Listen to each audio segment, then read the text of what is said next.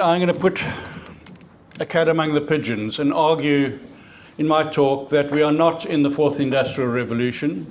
We are in fact in the first digital revolution, and that it is almost anti-industrial, or at least post-industrial, and is a connectivity problem-solving revolution that we're currently involved in. Now, you're all familiar with the first three industrial revolutions. I think we could say the first one moved at the pace of the village cow, moving from agrarian to industrial to urban, driven by steam. The second one was the one with the coming of electricity and gas and oil and all the repercussions of that. The third one, nuclear energy, came in, the beginning of electronics and computers. And we're now in the fourth one, which is what I'm going to discuss. Now, I'm a mere retired biologist. I don't really have the credentials to question a decision made by Professor Klaus Schwab, the famous German engineer and economist and founder of the World Economic Forum in Davos. He coined the term the fourth industrial revolution, but I think is wrong. And just to say, in addition to coining that term, he talked about the amount of disruption that's going to occur, the upended economies, and the societal norms that will be challenged. In those regards, he's absolutely right.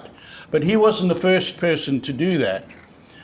Back in the 90s, the US military came up with the concept of VUCA that would characterize how society and industry and economics will change. And they talked about four factors. Firstly, volatility, the rapid, unpredictable change. Secondly, uncertainty, the unknowable or unpredictable future trends. The complexity with many interwoven parts. And finally, the ambiguity, being open to different interpretations. And I think they were correct in all of those terms. Another point is that we now know that science and technology are advancing so rapidly that they're catching up with science fiction.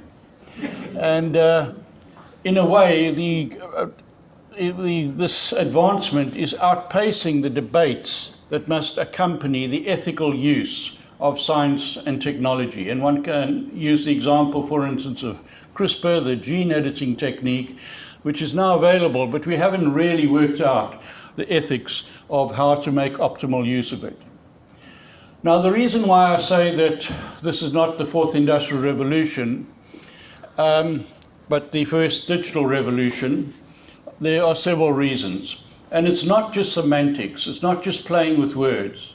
Because I think if we misname a revolution, it actually gives us a completely wrong perspective. This is a revolution that requires a complete change of mindset. It's anti or post-industrial in that many of the main tenets of the first three industrial revolutions are no longer the tenets of this fourth revolution. We also need to recognize that although the first three industrial revolutions did a great deal of good, and I'll come to that in a moment, they also did a great deal of harm. And humanity is struggling with undoing the harm of those first three industrial revolutions. And it's a harm that will require a completely different way of thinking. The saying goes that you can't use the same logic to solve problems as you use to create them. You've got to use a new logic. So I believe that this first digital revolution is the opportunity that has been created for humankind to solve the problems that the first three industrial revolutions created. So it's an opportunity to harness resources in an unpredictable way to solve global problems. Now, there were several benefits of those first three revolutions: job creation, product and technique development, technology advancement, economic development, globalization, advanced medical care, and so on. But there are also many harmful effects of it, and we've got to acknowledge that. For instance, the conspicuous consumption, the development of very materialistic societies, wider society imbalances, major damage to the environment. And this is not just the destruction of pretty flowers and interesting insects. It's actually interfering with the life support systems and the ecological processes that make life possible on Earth, the so-called free services that nature provides, which are not free at all.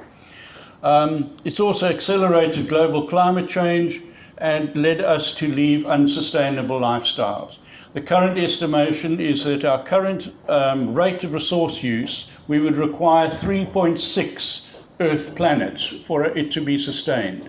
So we're on a totally unsustainable path, and we've got to solve that problem by thinking in new ways. Now, my book, What a Great Idea, Awesome South African Inventions, looks at these issues. It details over 780 South African inventions by 350 plus inventors. I talk about more than 50 innovation concepts and give several case studies. There are some of the inventors, and I wonder how many of those you would be able to identify. Because I found in researching this book that South Africans are generally very ignorant of how innovative we are as a nation. In 2010, I published a book called Great South African Inventions, and I think it was the first book in the public domain that alerted people to this issue. And our technological creativity actually goes back a very long way. Dr. Bob Brain and his team at Sterkfontein found the first evidence of the controlled use of fire from 1.2 million years ago. And that is an incredibly important invention. It's an enabling invention in that the controlled use of fire not only allowed you to keep predators away and keep warm and cook and preserve your food, but it enabled you to make tools, for instance, bake clay or to melt metals, and it enabled you to make tools that make tools. So that was a very important early invention. Homo habilis, there are about 3,000 middens around the coast of South Africa, which are effectively technology hubs that Homo habilis used to create tools. The earliest known abstract artwork, another sign of creativity, has been found in South Africa in Blombos Cave, 77,000 years before present. And in the same cave recently, the earliest known drawing from 73,000 years ago. The earliest mathematical device found in Border Cave in the Lubombo Mountains in Zululand, the so-called lunar stick with 28 notches cut in it, from 37,000 years ago. The golden rhino of Mapungubwe from just over 1,000 years ago. They developed the techniques of using gold plate. And of course, we are hugely privileged in South Africa to have a rich indigenous knowledge on which we've been able to take many products to the market. One of them is Hoodia, bittergaap, which has traditionally been used by sand hunters to suppress thirst and hunger. And the active ingredients were identified by the CSIR, and it's now a product that's sold worldwide. Rooibos tea had been used for medicinal and other purposes in South Africa, but it was actually a Russian immigrant, Benjamin Ginsburg, who saw its potential as a commercial product. Another example of CSIR taking indigenous knowledge to the marketplace is mosquito repellent candles made out of one of the 18 varieties of Lipia japonica. Going back in our early industrial contributions, this is James Greathead, who is a boykie from Grahamstown, a farmer's son, who eventually became one of the first electrical engineers in the world. He also invented the apparatus that was used to drill the tunnels for the London Underground. In England, he's known as the father of the British Underground. In South Africa, we hardly know of him. In the Second World War, South Africa developed among the most advanced radar systems in the world, the JB radar and others, which were used all over North Africa. In East London, the Dolos was developed, now used in over 120 countries around the world to protect harbours and marinas. And there are even Dolos statues in places as far-flung as Iceland and Alaska. Trevor Wadley, arguably our greatest inventor. Here he is with a Taro-Meter, which means earth measurer, which totally revolutionized surveying and earth measurement around the world and earned South Africa millions in foreign exchange. There, in my book, I detail over 30 inventions that he made. And there the range of radio and then infrared telerometers made in South Africa. The CAT scanner, which was voted the 53rd greatest invention of all time, co-invented by Alan Cormack, our first nuclear physicist, and Godfrey Hounsfield in England, and in every major hospital in the world. A number of military inventions have been made locally. Many mining inventions. Prattley's putty, over 900 different sealants and adhesives made by a South African company. Some of the leading brands of pool cleaning equipment originated here, although almost all of them have been sold abroad now.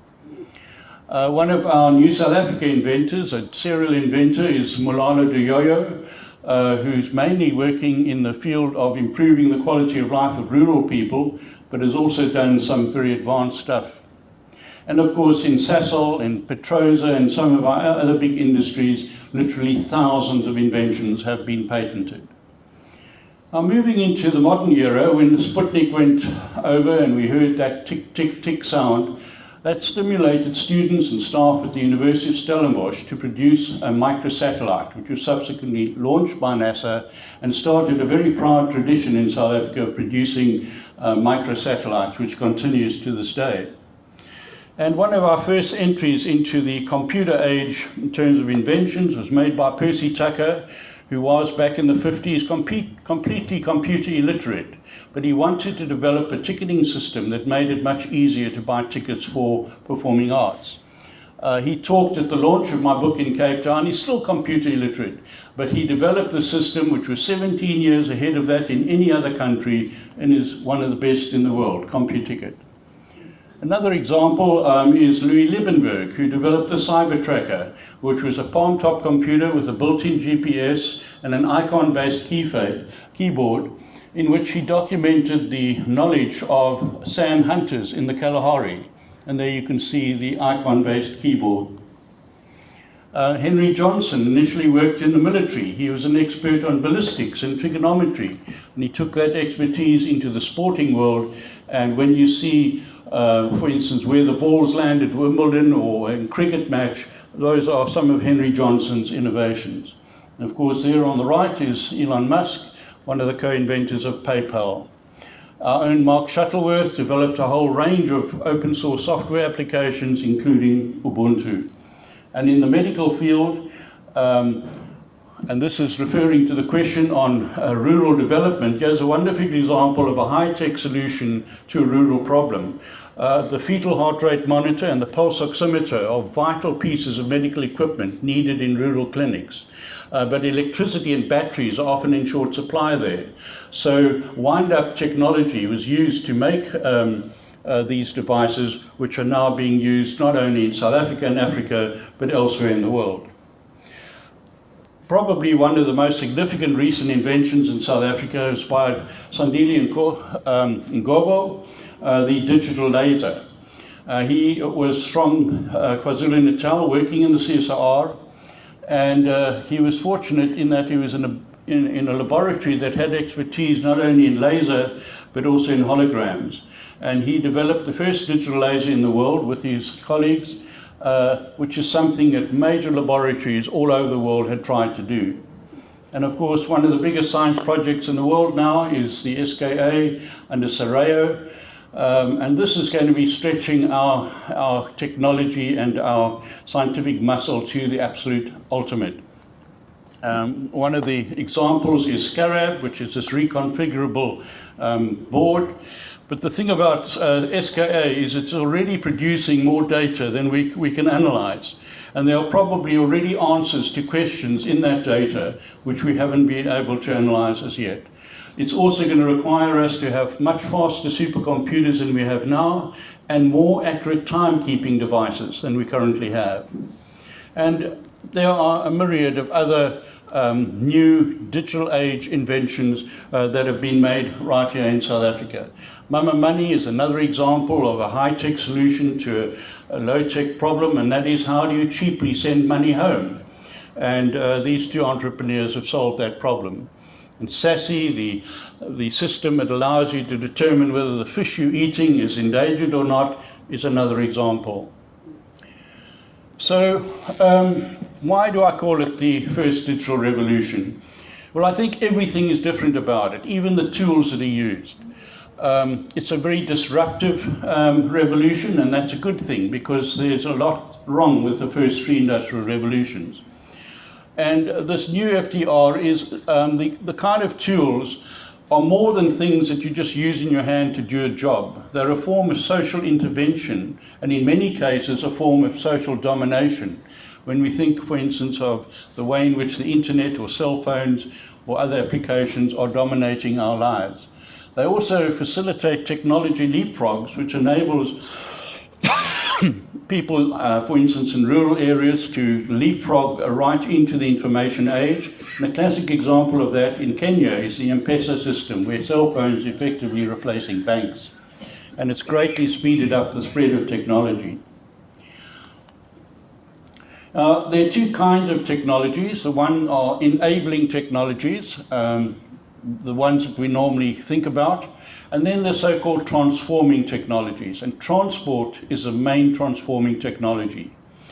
And transport is transforming because it's had the greatest effect on the development of technology.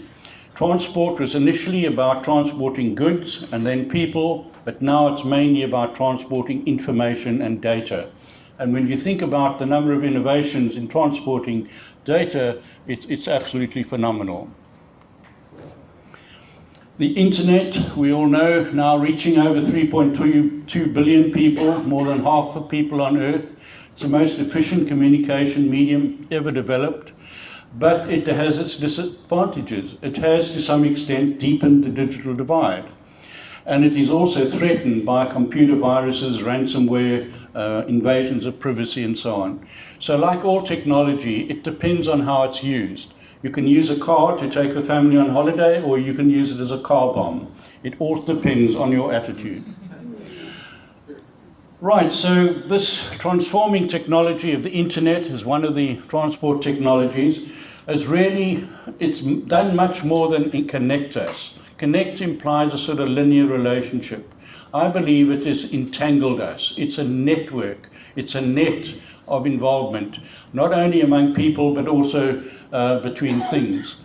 Facebook, 2.23 billion regular monthly subscribers now. And of course, the digital age not only connects us with other people, but also with things. The Internet of Things, and now the Internet of Industrial Things. And the projection is that by 2025, over 50 billion, some people say 80 billion things will be connected. The other thing about this revolution is that it's very democratic. It allows people of all ages, of both genders, and all cultures to contribute and participate in it.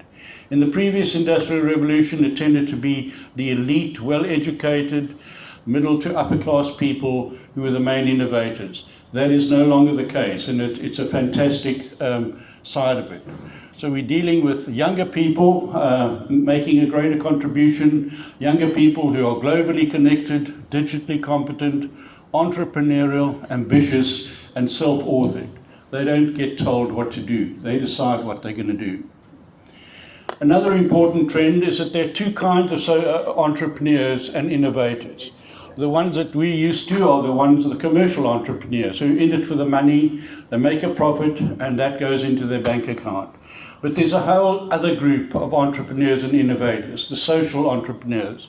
And they do work in a different way. They tend to work collaboratively with other people. They often work in adverse environments. And their aim is to generate social value. And where they do generate financial value, they plow it back into the project. And often they're at the forefront of anti-global trends. So a very important contributor to the first industrial revolution. This revolution also encourages non-technical people to be involved. In the scientific community, there's now a very strong campaign to promote citizen science type projects. Lots and lots of people who are not necessarily technically trained, but can provide accurate data because there's so many more eyes and ears on the ground. Of course, this digital age has greatly increased our computing power. We all know Moore's law, that processing power will double roughly every 2 years. And that, in fact, has applied to many other kinds of technological advancement. But it's also created the problem that we're creating so much data, we don't have the means or the time to analyze it. But perhaps the most important thing about the digital revolution, how it differs from the previous industrial revolutions, is that we're now talking about one multi-brained, multi-generational superorganism that's interconnected and is thinking as one. So there's a kind of collective genius or a group intelligence, and there's this co-creation of potential solutions by humans and things and computers working together. And I think a great example of this collaboration is a paper published at CERN recently, which had over 5,700 authors. This new approach, this very interconnected approach, also encourages evidence-based decision-making.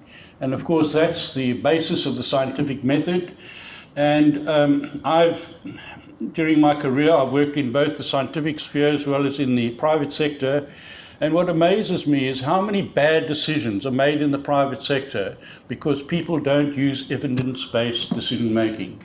So I think it's a very important component of the first digital revolution, and it also recognizes the importance of the triple bottom line.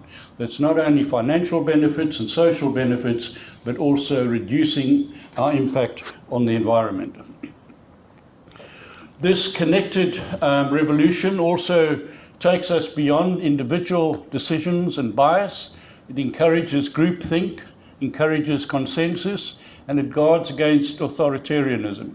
And one of the other talks I give is how science and democracy support one another, and how in many ways they're similar to one another, in that they both always works in progress, and they're both also hate top-down authority.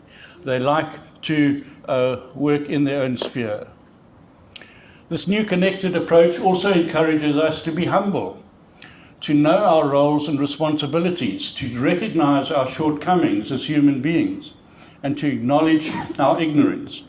And our ignorance, I think, is shown very well in this diagram, where this little bubble on the left, the purplish one, shows what we know. The bigger light blue one shows what we will know, and then the next one shows what we have the potential of knowing. So we're still a very long way from knowing everything.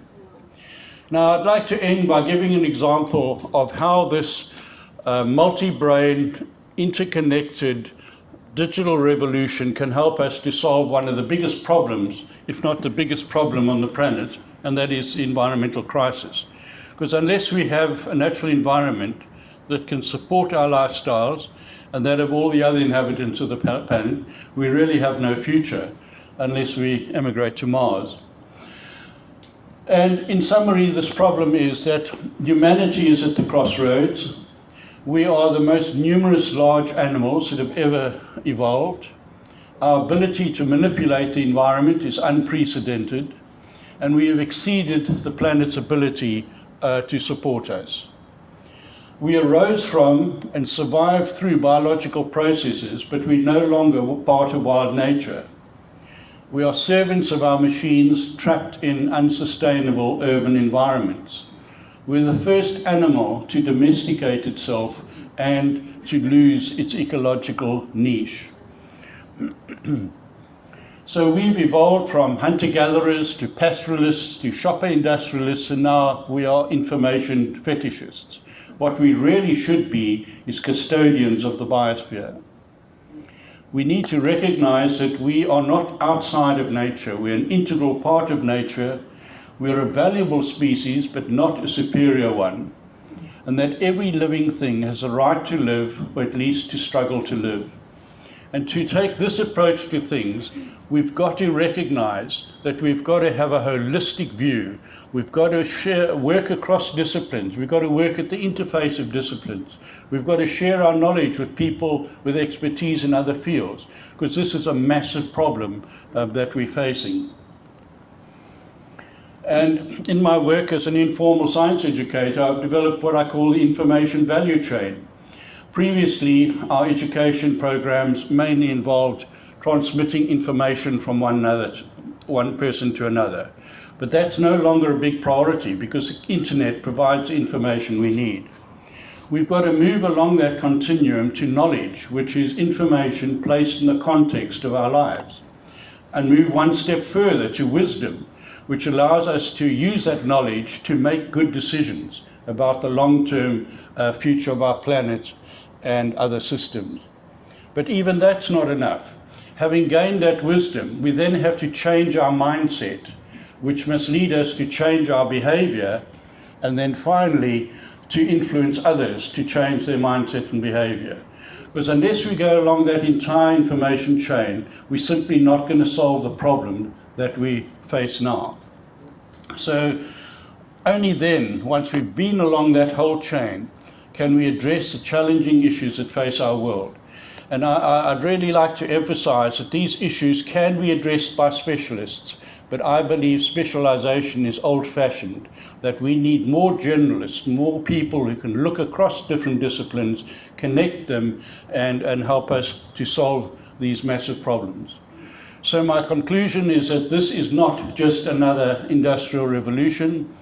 It's a new kind of revolution, a connecting, problem-solving revolution, digitally orientated, which will help us to undo the wrongs of the earlier revolutions. And we need to take full advantage of the opportunities created by this new revolution. Thank you very much.